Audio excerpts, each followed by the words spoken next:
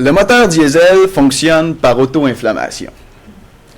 Dans les cylindres, la pression exercée par les pistons pulvérise le gazole qui se consomme instantanément. Comparé au moteur à essence, où le combustible s'enflamme par ignition, le moteur diesel permet de dégager une puissance de couple inégalée.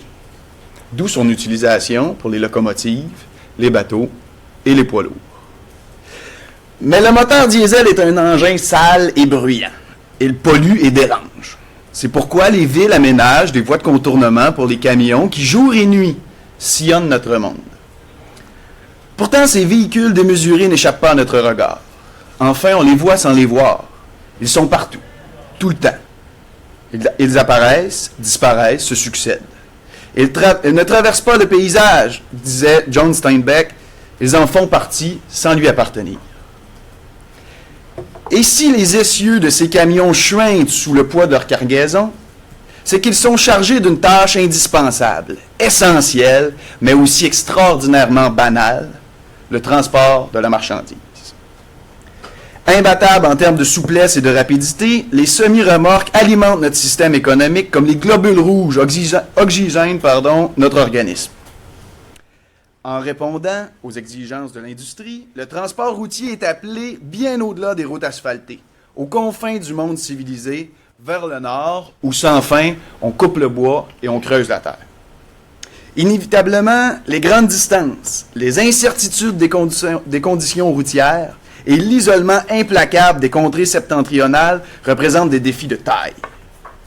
Et ceux-ci nous rappellent que le camion est un monstre, que sa puissance rugissante, ses dimensions et le kilométrage qu'il dévore font de son conducteur une sorte de dompteur de lion. C'est lui qui chevauche la bête, c'est lui qui habite son ventre, c'est lui qui connaît les caprices de ses entrailles. L'émission de télé-réalité Ice Road Truckers s'inspire ainsi de la vie et des risques auxquels s'exposent les grands routiers du Nord. En mystifiant l'univers du camionnage plus qu'elle ne le met à jour, cette série télévisée opère un renversement prévisible, où la puissance de la machine est attribuée à celui qui est à ses commandes. Comme la maîtrise de la force est un enjeu majeur de notre imaginaire, les camionneurs sont présentés comme des héros répondant instinctivement à un certain Call of the Wild. Conduisant leur engin rutilant dans des conditions extrêmes, ces conducteurs démontrent une expérience de contrôle dans le mouvement, une capacité de concentration, un sentiment de puissance ainsi qu'une indépendance grisante à l'égard de la société. C'est pourquoi nous sommes forcés d'admettre que le camionneur jouit de plaisirs qui nous sont complètement étrangers.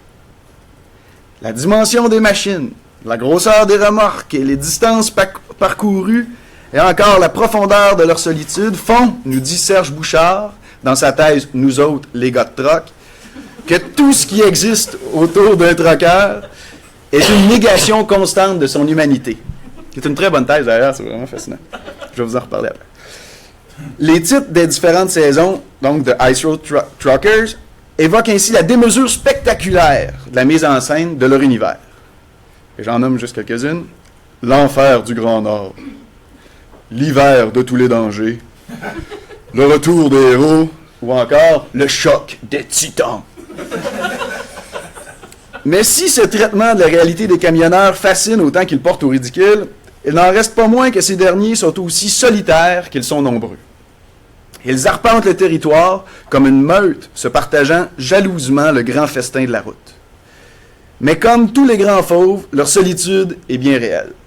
Qui plus est, il n'est pas rare que leur milieu de travail devienne aussi, et surtout, leur milieu de vie. Conséquemment, leur détermination et leur acharnement frisent la folie. Pourtant, cette folie est silencieusement l'une des pierres angulaires de leur fierté. Elle fait partie de leur ethos.